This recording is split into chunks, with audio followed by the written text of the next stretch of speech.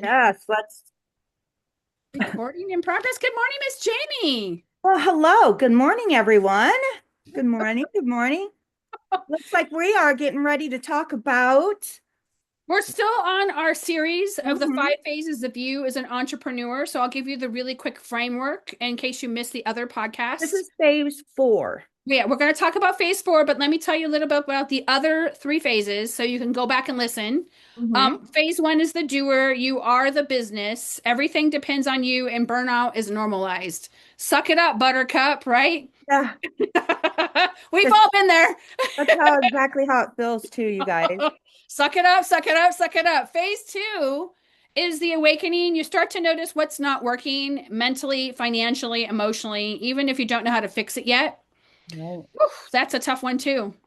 And then phase 3 is the builder, probably the longest piece out of the five Because you're structuring. phases because Hmm. you're Yeah. building things, you're trying things out, you're inventing the wheel, you're taking the wheel apart, you're inventing the wheel again, you're taking it apart, you're doing it Boiling one it. more time, and your crew's like, what is wrong with you? Why do you keep doing this stuff?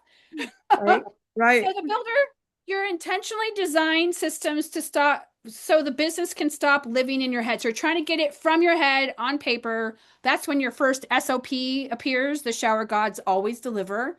And phase 4, what we're talking about today is the leader. You shift from doing the work to leading people, decisions, and outcomes. And then the last phase, which we'll talk about in the next podcast, will be the phase, I can't even talk articulation, is the Oh my visionary CEO, and you build assets, leverage, long-term impact beyond the day-to-day. So that's your 3 year, 5 year, 7 year, 10 year, whatever plan you choose. And it shifts too, depending on where you are in your business. Right. Today, as Jamie mentioned, we're going to talk about the leader. I'm super excited.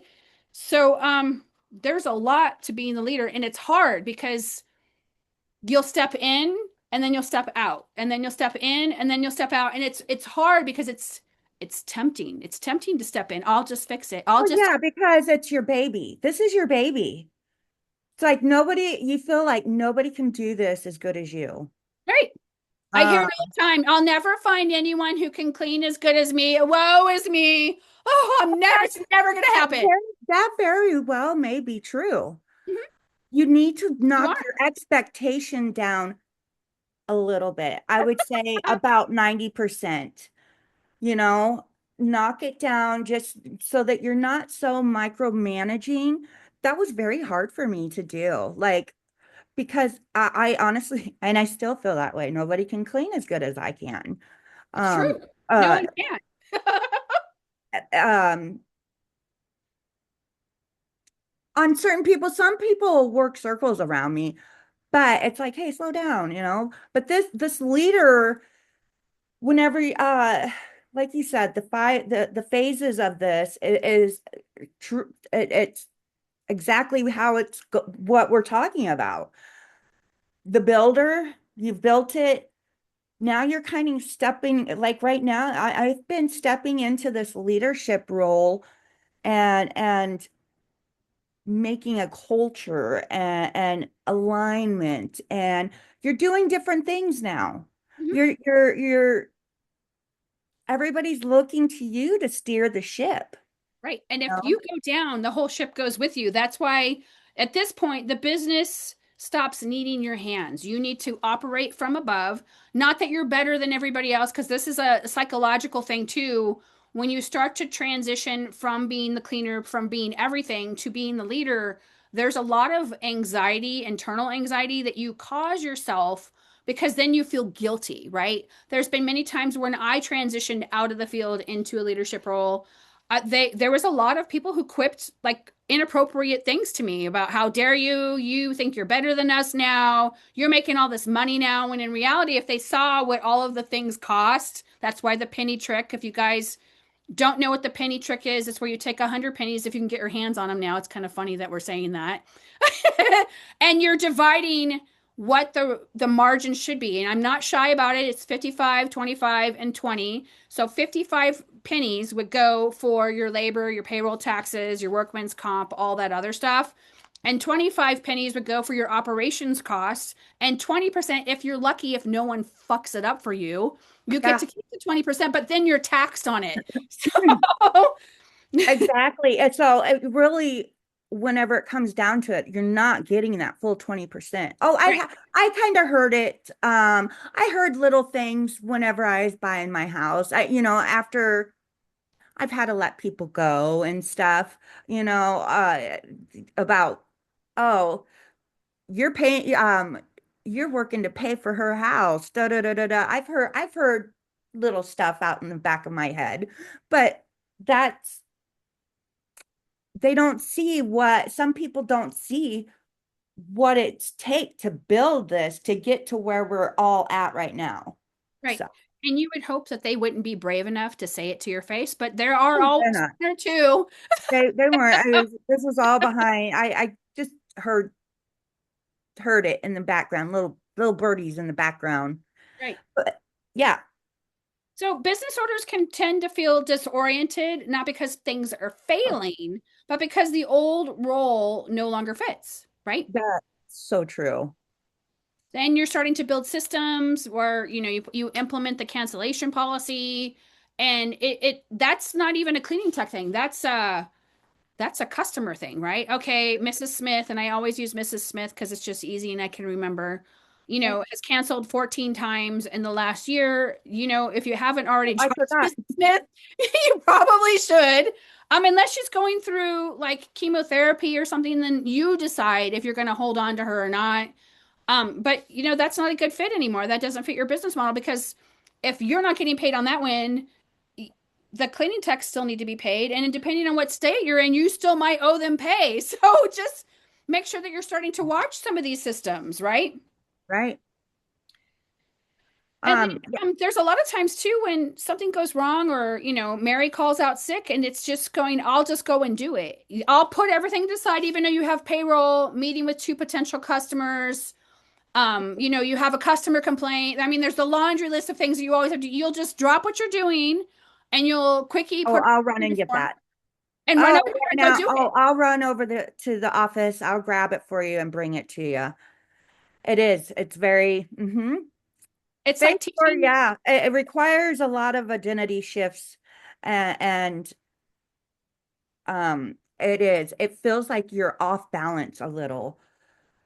Do you know what I'm talking about? That feeling of just, am I doing this right? You feel a little, and I've gone through these mental things where it's like this just doesn't feel right. And I've come to learn that this is growth. Mhm. Whenever it's feeling off, it's because we've never done this part before. We Right. haven't been, and maybe we have a couple of times, but it's just like this does not feel right. It just it's growth and it's hard to now you got to be a little comfortable with feeling like that. Um, It can be because icky at first. yeah, Definitely.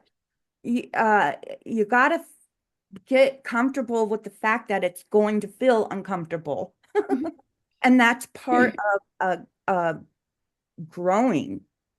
That's part of growing. Mhm. It says phase 4 requires one of the hardest identity shifts in entrepreneurism, and there really is, because you for a while you were out cleaning with your team, right? Or you were the team and then you had helpers, and then it becomes this whole transition of how do I get out? So you'll go in the field, you go out of the field. And Yep.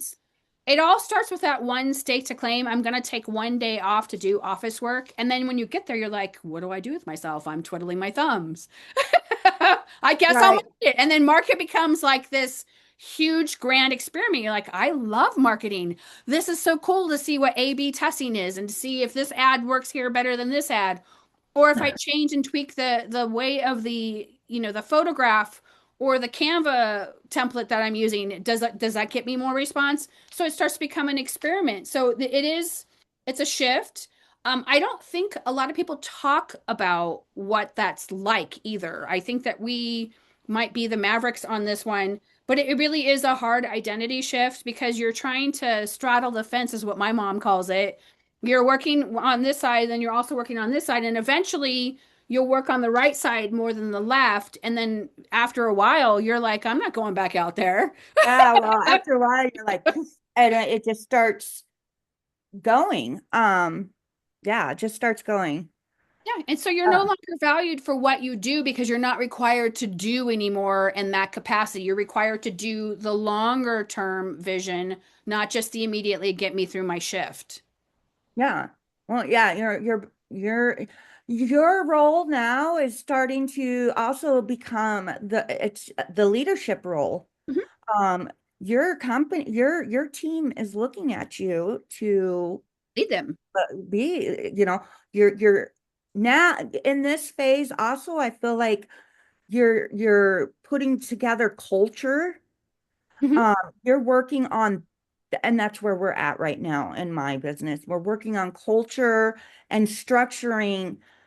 I'm structuring more of the employee side of things.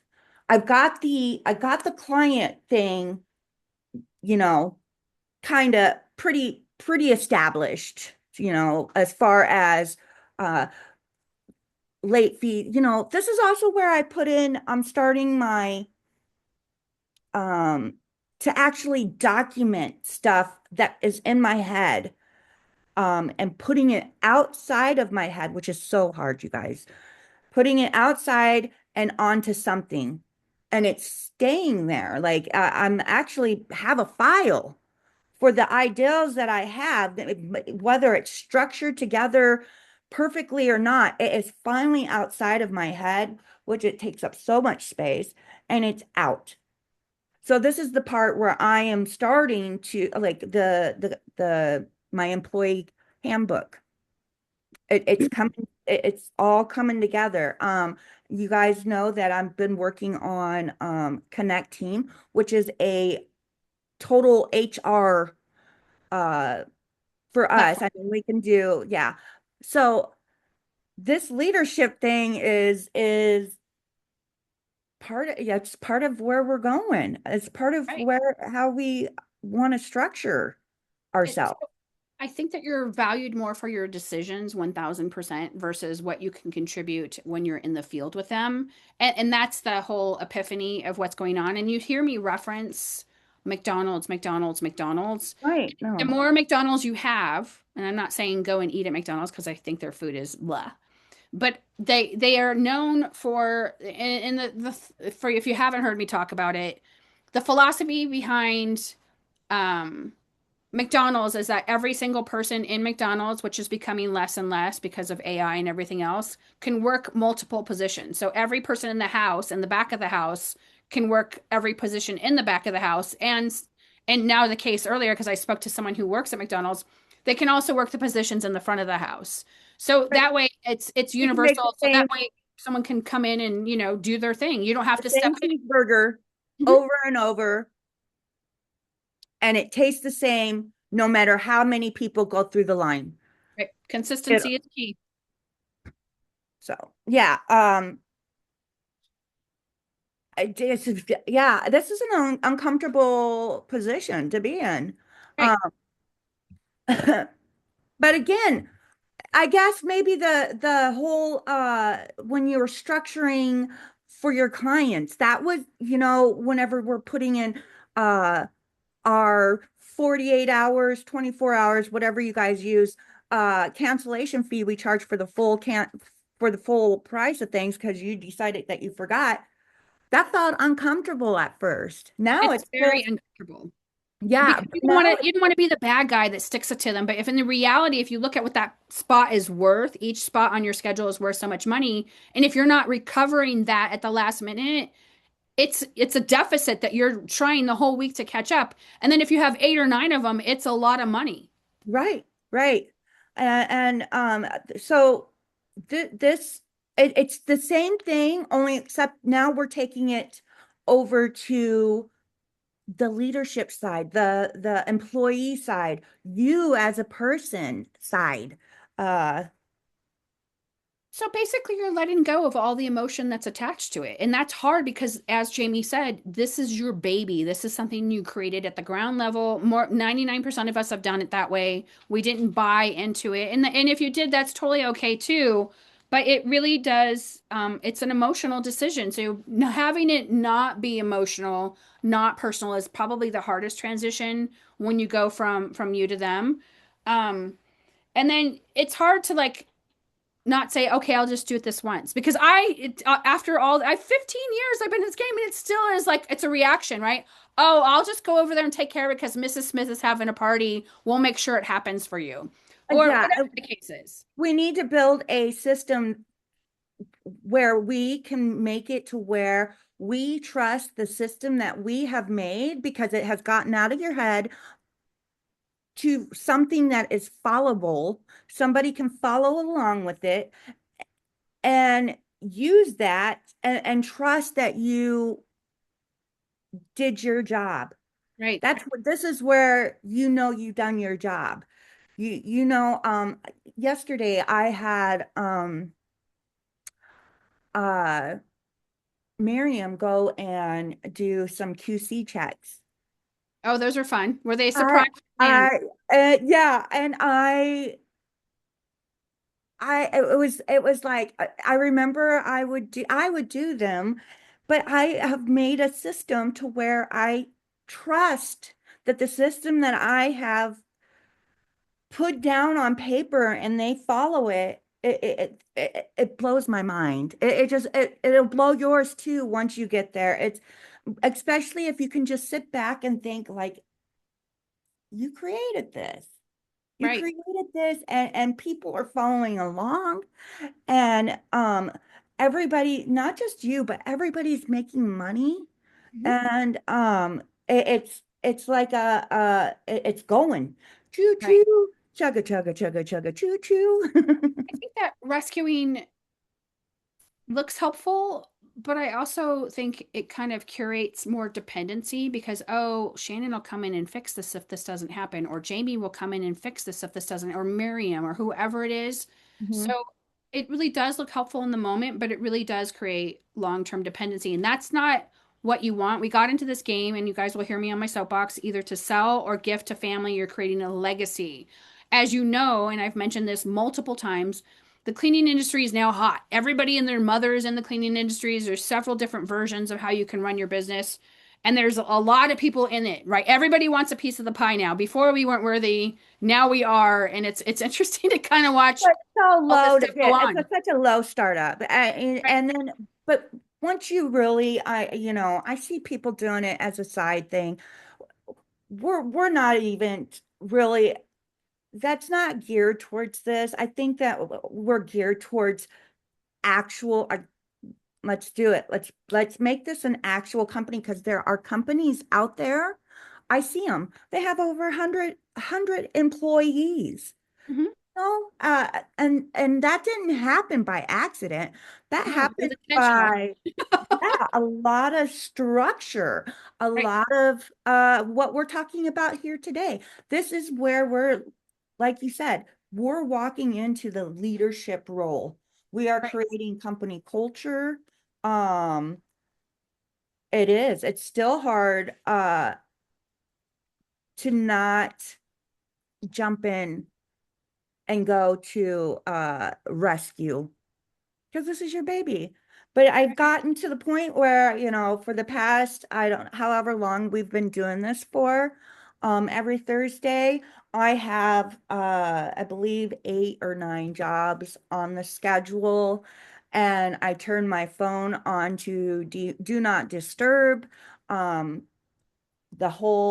all the employees know, and they know how to fix it themselves if something were to happen. The only And time you that make I would get, decisions.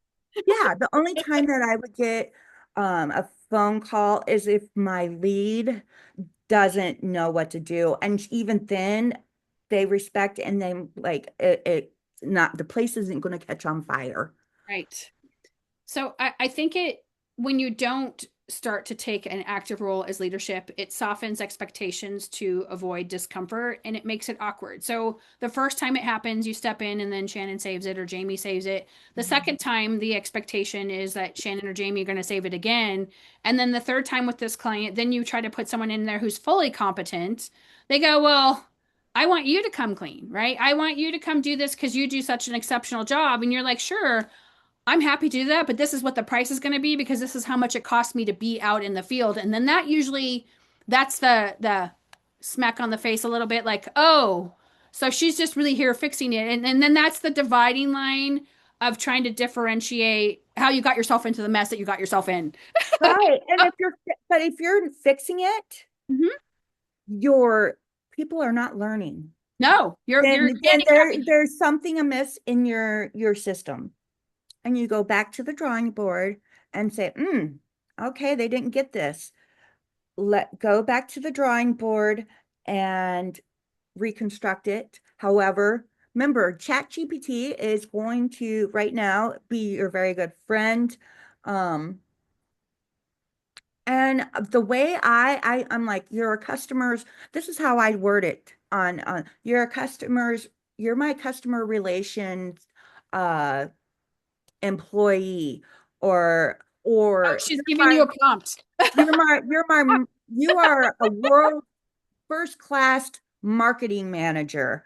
How do you handle this? And then it gives you, not only it'll help you with an answer, but it also gives you things that you wouldn't even think about.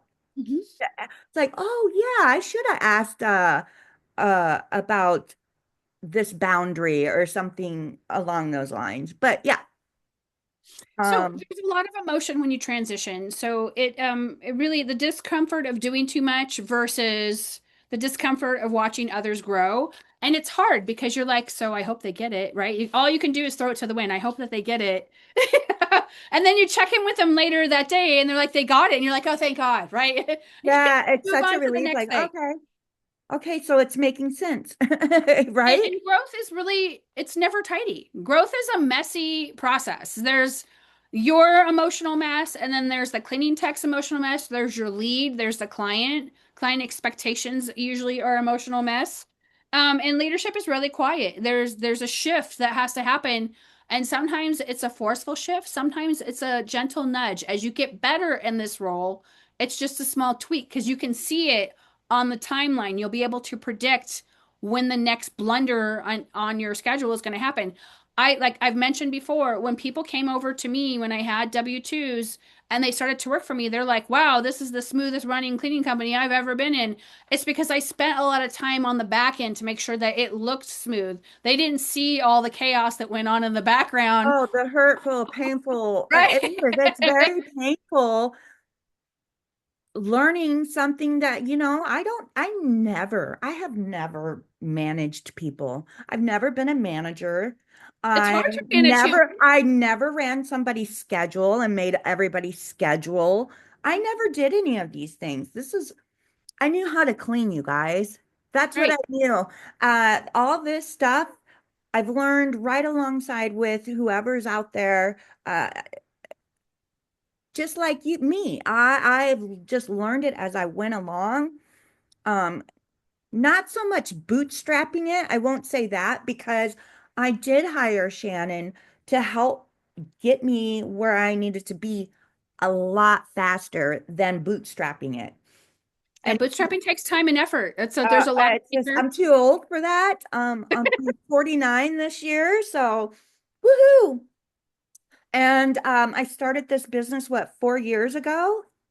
And I just knew that I was just too old I to want to figure it all out on myself on my own, and I needed help because I knew I could do something. I knew there was something to this business, and and I wanted a piece of it. And I still do. I love it. I love this business, and I've loved what I've learned. I have changed so much from 4 years ago.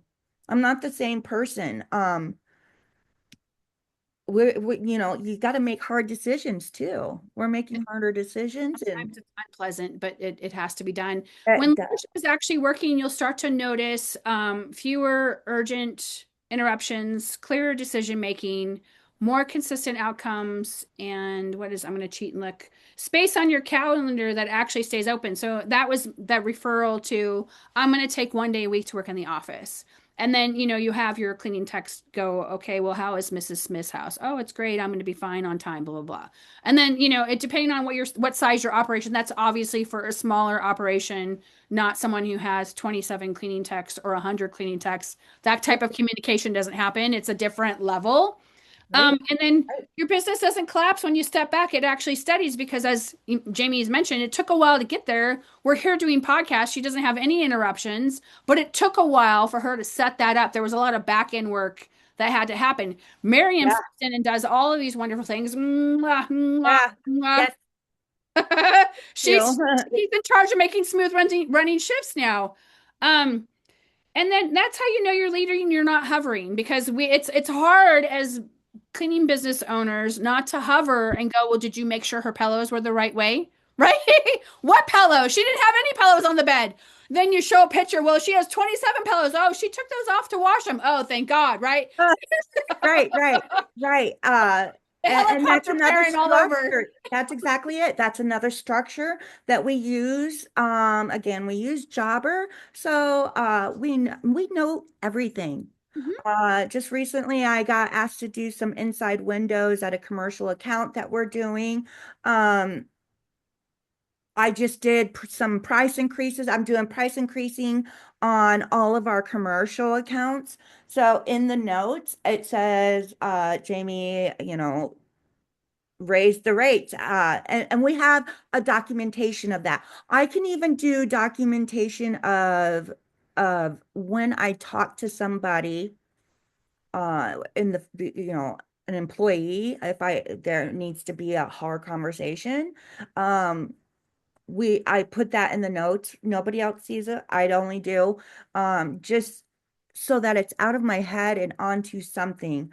Um, Now I'm into the place where I have to, um, start printing, start printing it and making sure that we read over it, people sign. Um, Not even if it's a write-up or nothing, just that, because I've had it happen so many times now that I don't want to have this problem happen, which is unemployment. It's fine. It's an insurance that we pay into, but I don't want to pay it all the time. And the more that you get dinged, Mhm. The people. higher you have to pay in. Right. So this is something that I'm like, okay, I don't, let's make sure that we're documenting and people are signing, even if it's not a write-up. Sometimes you got to be very specific, Mhm. uh, with Unemployment Development Center or whatever they're called, EDD. It's different in every state. So Oh, yeah, is it? It's the unemployment. right. Um, so, uh, yeah, these are things that I've learned, and I just don't want to have to. It's a structure. It's something that I'm building. Again, we're working this year in 2026. I am more focused on intentionally stepping away and building a good company culture for my employees, for them to stick around, for them. That's where my focus is right now. That's the area, the leadership. That is where I'm at right now. It's Um, cheaper to keep good employees longer than it is to constantly train, because it eats up all of your training dollars and it becomes more expensive after a while and you could bankrupt yourself.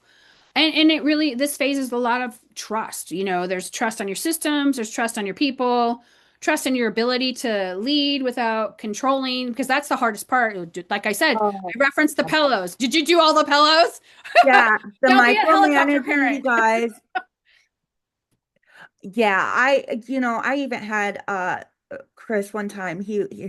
I like to help have him come with us on these big move out cleans, and he's my heavy lifter.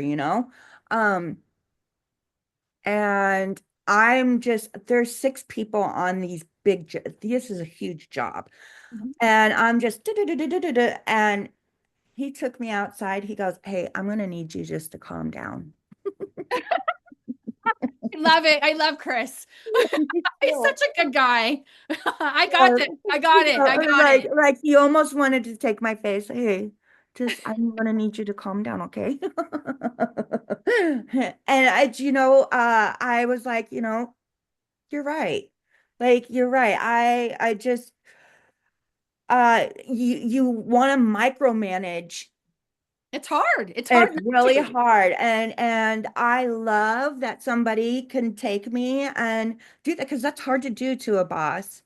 That's hard to like, and he didn't do it in front of everybody. He took me outside, it was really, and I respect that. I respect that even more. So, that showed me though, like, am I doing that on, then as you self-sabotaging, you're like, am I doing that all the time? So, and it also takes, whenever you start structuring all of this leadership stuff, you're putting it in, um, it's taking the emotion out of it. Hmm. Definitely. Because it is a boundary that you have right there. Whenever I put the cancellation fee, everybody, all the clients know cancellations has dropped enormously. Sometimes they'll be like, do whatever, you know, take the money, I messed up, sorry, blah, blah, blah, blah. But it has taken the It's taken emotion out of it. It's just they understand.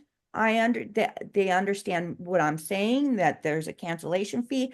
So same thing with whenever you're running employees. time. Uh, it's taking the emotional baggage out of your head, and That's the hardest part. it So really when is. you don't have to disappear in this phase, but you do rise as a leader, and it's awkward and messy, but the bet it and it takes practice, right? There's some days you're going to be absolutely great at it. No one's going to even know that you flinched and your eye started twitching. And then there's going to be other days where your lead on the job takes you outside and says, "Shh." What is Yeah, that movie where the guy goes, "Oomba," right? To yeah, calm down. yes, Uh, yes. I love it. I love it. So Yes. your presence becomes intentional instead of constant, so you can pick and choose. And that's what allows the business to move forward towards something bigger than just daily operations. And it really it's hard to be the leader, especially as women. We're not naturally inclined. We're usually the backup, right? We got the kids, kid pickup, soccer practice, football, doctor's appointments, dentist appointments, all of the support systems. And many of us, this is the first time we've become in the leadership role. So it's a struggle trying to figure out, what do I do here? How do I do this? And really the goal is to have smooth running shifts so that you can go, to a convention or whatever retreat or whatever it is that you're choosing to do. Right. No, and that's exactly also my focus, a lot of business. I'm hoping to get into business trips and more learning to be a better leader. Right. That is what my ultimate goal is. And to make a good company culture to where people want to work for this company, to more community. Uh I like, yeah, yeah. So Yep. yeah, but it is, it's clear decision makings, consistent outcomes, uh, yeah, spaces on your calendar that actually stay open.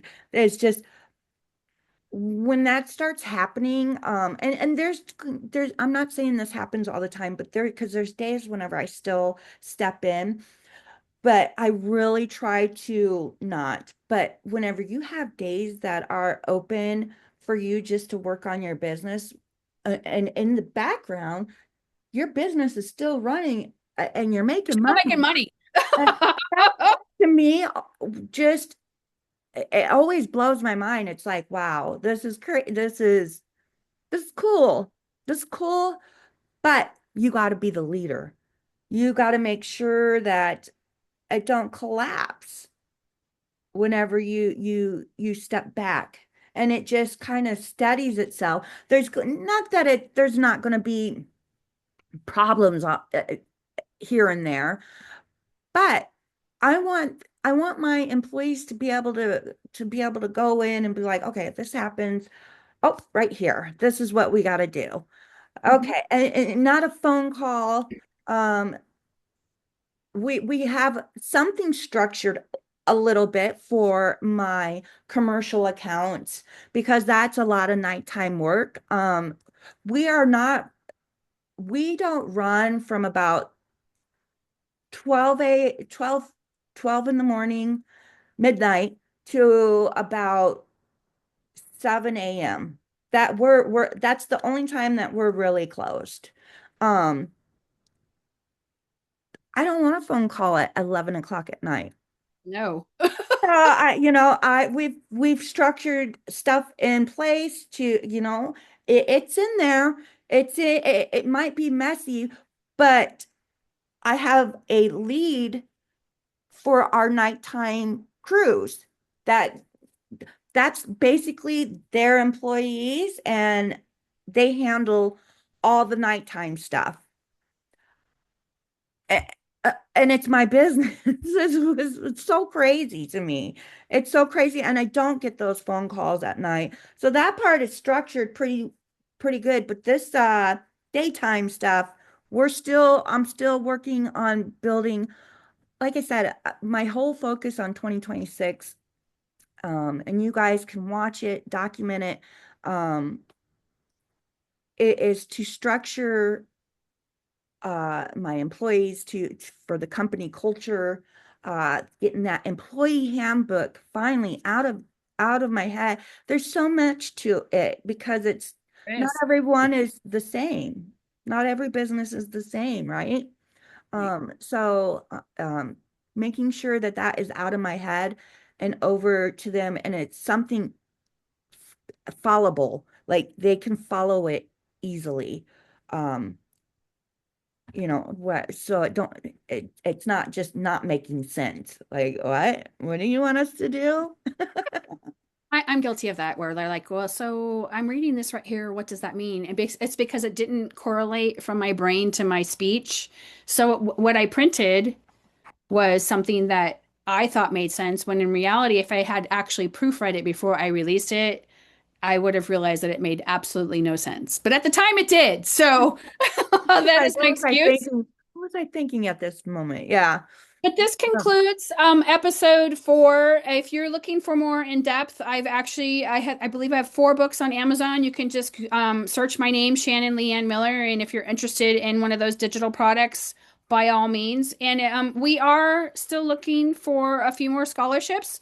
If that is something that you are interested in sponsoring the show, we have several packages this year in 2026. So, and there's going to be 104 episodes. So, private message me or Jamie and we can talk about what works for you and what works for us.